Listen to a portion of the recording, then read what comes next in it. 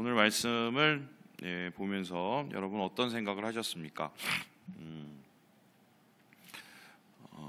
매일 성경이 아니라면 절대로 들을 수 없는 본문의 설교입니다. 특별히 앞으로 16장도 마찬가지고 17장도 계속해서 이런 것들이 이제 이어질 겁니다. 이게 어느 정도냐면 제가 이제 우리 전도사님들 방학 맞이해서 그래도 우리 성도님들 앞에서 설교를 한 번씩 서서 인사도 드리고 또 말씀을 좀 전했으면 좋겠다 이렇게 했더니 좀 대량 난감해하셨던 분들이 기억하는데, 그래서 제가 이제 자율권을 줬습니다. 그 본문은 매일 성경 안에서 마음대로 택해서 원하는 날짜에 원하는 주제로 이렇게 서라라고 얘기했더니 역시나 아니나 다를까 15, 16, 17장을 하신 분 아무도 없었다. 이렇게 보시면 되겠습니다. 그러면은 이제 본문을 어떻게 대충 감이 오시나요? 이걸 어떻게 여러분 통독하실 때 이런 부분 또 어떻게 넘기시나요? 이 말씀을 쭉 읽다 보면은 몇 가지 생각이 일단 듭니다. 첫 번째, 뭐 이렇게 많어? 이게 몇 개나 돼? 이렇게 생각이 되겠죠. 근데 오늘 읽었던 유다 자손들이 받았던 이 성읍들이나 땅에 대한 이 도시는 총 다 읽어보면은 122개가 됩니다. 몇 개요 합치면 115개인데요. 근데 실제적으로 하나하나 다 세보면 122개가 돼요. 아마 이제 이름이 이제 비슷해서 비슷한 지역이라 묶어서 아마 115개 했을 것 같은데, 어쨌든 이름만 따지고 보면 122개가 됩니다. 122개의 성읍과 이제 마을들이 이제 나오죠. 두 번째로 갖는 생각은 도대체 여기가 어디야? 이렇게 이제 볼 수가 있습니다. 근데 중요한 것은 몰라요. 이게 워낙 오래된 겁니다. 생각해 보세요. 몇천 년 전입니다. 우리 몇천 년 전의 지명을 찾기가 쉽지가 않습니다.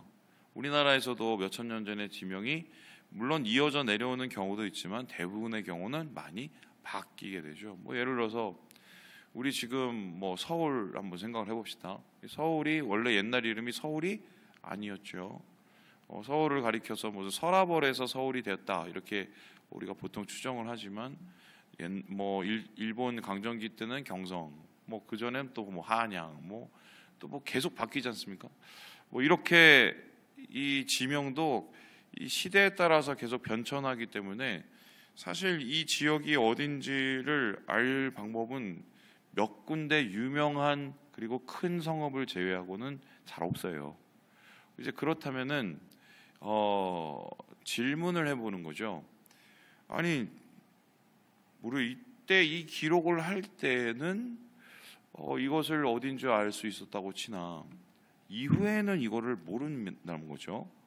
심지어는 이후에 이 말씀을 읽었던 수많은 유다 자손들조차도 여기가 거긴가라고 알 수 없는 대목들이 바로 이 대목들일 텐데, 왜 굳이 이 성경의 이 지명들을 이렇게 할애하고 또 이것을 나열하고 또 이것을 읽고 이것들을 쓰게 만들었을까? 이 얘기를 오늘 여러분과 함께 하려고 하는데, 이러기 위해서는 우리가 조금 넘어서야 되는 대목들이 있습니다.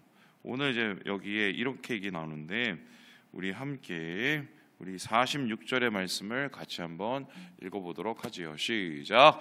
에그론에서부터 바다까지 아수도 곁에 있는 모든 성읍과 그 마을이었으며. 여기에서 이 나열되는 122개의 지명들은 뭐냐면은 성읍 그리고 뭐라고 그러죠? 마을이라고 합니다. 이 성읍이라는 이 말은 영어 성경에서는 city, 그러니까 도시라고 번역이 되고, 이 마을이라는 단어는 그냥 말 그대로 작은 컨트리 이렇게 될까요? 근데 크기가 어느 정도 된 것 같아요?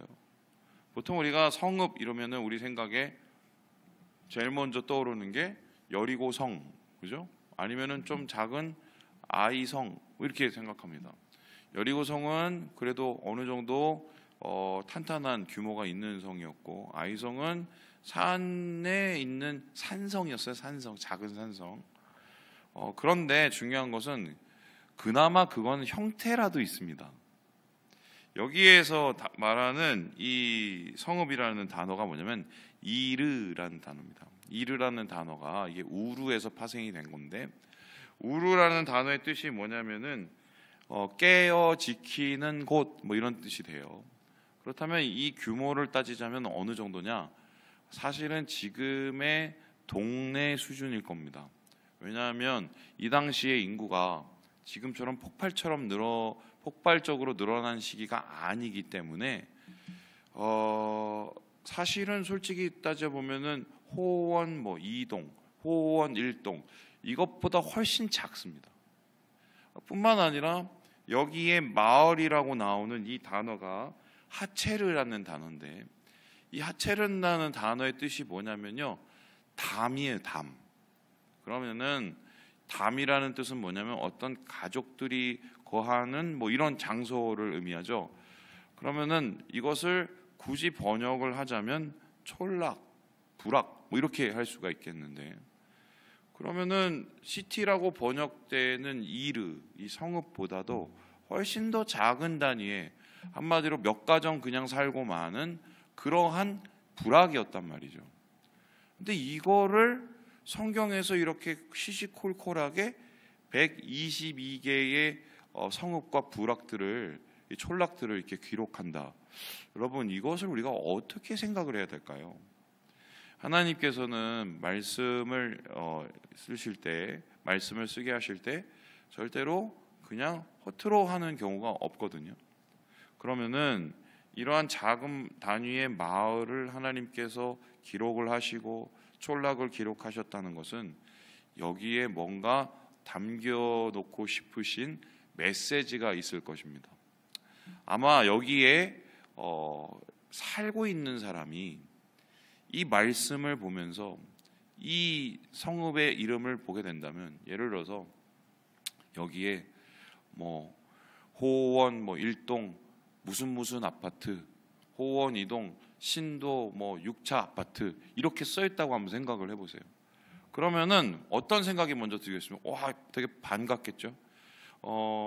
우리가 보통 이제 뭐 남산타워니 뭐 이번에 뭐 롯데타워 저희가 작년에 갔다 왔는데, 거기 가면 의정부가 어디야, 우리 마을 어디야, 우리 집 어디야, 뭐 이런 거 찾아보는데 뭐 아무도 관심 없는데 우리만 관심 있죠.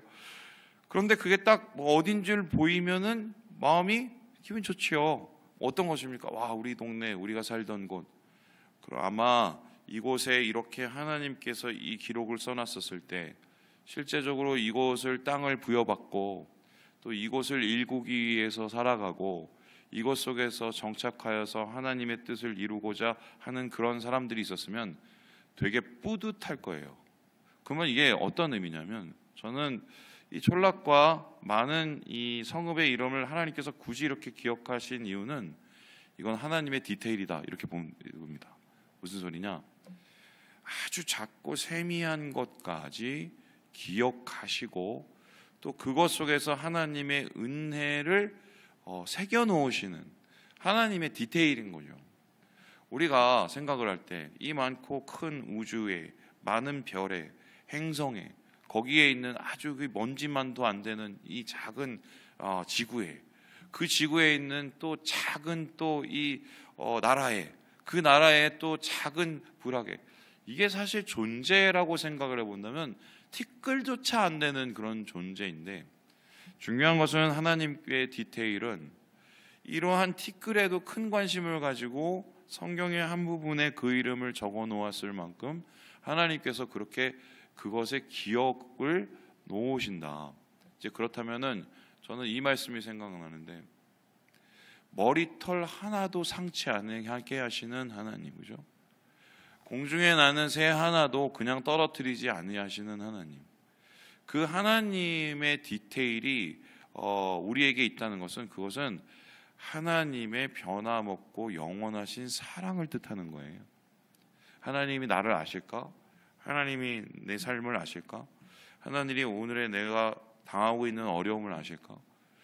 이렇게 우리가 질문을 한다면 아마 오늘 이 지명을 보면서 여기에 살고 있는, 여기에서 분명히 터전을 일구고 뭔가를 했던 그 사람들은 이게 우리의 기록이지, 이게 하나님의 우리를 향한 그 손길이지, 아마 거기에 감격하지 않았을까, 저는 그렇게 생각이 돼요. 하나님의 디테일이다 이렇게 보고요. 두 번째는 이 지역을 대충 살펴보면 다음과 같습니다. 보여주실까요? 이제 그림을 보면 다음과 같은데요. 남부 지역에 있는 이제 큰 지역에 해당이 되고, 이 지역은 바로 하나님께서 유다 백성에게 주셨던 뭐예요? 장소입니다. 그러면 이곳은 언제부터 이게 시작이 됐냐면, 아브라함이 뭘 했냐면은 하나님께서 갈대아 우르를 떠나서 하란을 거쳐서 가나안에 왔었을 때 위에서부터 아래까지 쭉 내려오면서 보게 만드셨어요. 그러니까 가나안에 도착했을 때 왼쪽 세겜 지방에 오죠. 세겜 지방에서 내려가면서 나중에 제일 마지막에 거한 곳은 부엘셰파였거든요. 그러니까 위에서부터 아래까지 쭉 보게 만드셨습니다. 물론 그곳에 살면서 땅 한 평도 제대로 갖지 못하게 하고 하나님께서는 그의 인생을 거두어 가셨지만 약속을 하셨어요. 어떤 약속을 하셨어요? 야, 네 주위를 다 둘러봐라. 여기 이 땅을 너희 자손에게 내가 다 주마. 그러면서 이 아브라함이 이곳에 도착하기 한 500년 전에 뭘 했느냐? 땅 밟기를 한 거예요. 하나님께서 땅 밟기를 시킨 겁니다. 그래서 하나님의 약속의 그 땅을 하나하나 밟아가면서 이 골란 고원부터 이 네게부 이 사막까지, 유다가 있는 이 지파의 이 지역까지 모두 땅을 밟게 하신 거죠. 그가 밟는 땅이 하나님의 땅, 그리고 그것은 바로 하나님이 유다 자손과 모든 자손에게 주신 약속의 땅을 주시고, 그 약속을 아주 디테일하게 이루어주시는 하나님의 그런 마음들을 오늘 말씀 속에서 확증하고 계신다. 그래서요, 저는 오늘 이 기록을 보면서 어떤 생각이 들었냐면, 하나도 놓치지 않으시고 이루시는 하나님, 그렇죠? 작은 것에도 은혜로 함께 하시는 하나님과 더불어서 하나도 놓치지 않으시고 이루시는 그 하나님의 신실하심을 다시 한번 바라볼 수 있겠다. 이렇게 묵상을 했습니다. 그리고는 이렇게 좋게 끝나고 싶은데 오늘 말씀 속에서는 조금 어두운 그림자가 하나가 있습니다. 그게 뭐냐? 우리 함께 63절의 말씀을 같이 한번 읽어보도록 하지요. 시작. 예루살렘 주민 여부스 족속을 유다 자손이 쫓아내지 못하였으므로 여부스 족속이 오늘까지 유다 자손과 함께 예루살렘에 거주하니라. 예루살렘 얘기가 나옵니다. 예루살렘 얘기가 나오고 거기에 여부스 족속이 살고 있다라고 얘기합니다. 그러면 여부스 족속이라는 것은 어떤 족속이냐면은 아마 아모리 족속의 아류가 아닐까 생각을 하고요. 그러면 가나안에 살던 주민들 중에 한 족속이었습니다. 근데 이 여부스 족속이 거하던 곳이 바로 예루살렘인데, 이 예루살렘이 어디냐면 다시 한번 보여주실까요? 그림을 보시면 이 유다야와 이 베냐민 지파의 경계에 해당됩니다. 그 유다라고 써 있는 저 위에 예루살렘이 보이시죠? 상당히 좀 애매한 지역이에요. 접경 지역이죠. 그런데 이 지역이 어느 곳이냐면 제가 예루살렘에 올라가던 기억이 있는데 그 당시에 그 일본 차를, 토요타 차를 이제 빌려서 3명이 타고 이렇게 올라갔어요. 근데 계속 올라갑니다. 그래서 예전에 우리나라 차 중에 이제 프라이드라고 있었었는데, 예전에 그 프라이드 차가 그 당시에 좀 기술력이 딸렸을 때는 제가 얘기 듣기로는 프라이드 차를 렌트해 갖고 예루살렘에 올라가면 중간에 한번 서야 된다 하더라고요. 이게 딸려서, 힘이 딸려서 그랬대요 옛날에. 근데 일본 차 그 당시엔 최고인데 그거를 타고 올라가도 중간에 버벅거리고, 중간에 그래서 에어컨을 끄고 이제 올라갔던 기억이 있어요. 산지 되게 높아요. 예루살렘이 높은 지역입니다.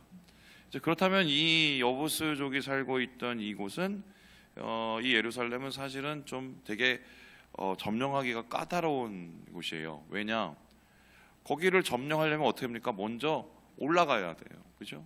올라가면 힘이 차잖아요. 싸울 정신이 있겠어요? 없겠어요? 없죠. 그러니까 사실 되게 고난도의 점령 지역이란 말입니다. 그리고 접경 지역이에요. 그렇다면 여기가 베냐민 땅인지 사실은 이 유다 땅인지 정확치도 않아요. 그러니 어떻게 하느냐? 내비둡니다. 그냥 당장 이 유다 자손들이 살기에는 뭐 부족한 게 없어 보이니 뭐 우리의 그 지역적으로 따지면 제일 북쪽에 있으니 그냥 내비둬 버려요. 그리고 여부스 족속하고 어떻게 지내냐? 나는 니네를 안 괴롭히고 안 건드릴 테니 니네도 우리를 건들지 마라. 일종의 이제 암묵적인 그 동의와 동시에 공존해 가죠. 그런데 이거는 하나님께서 원하시는 그림이 아니었어요. 하나님은 뭘 원하셨습니까? 그 전투를 완전히 완성하고 이루기를 원하신 거죠.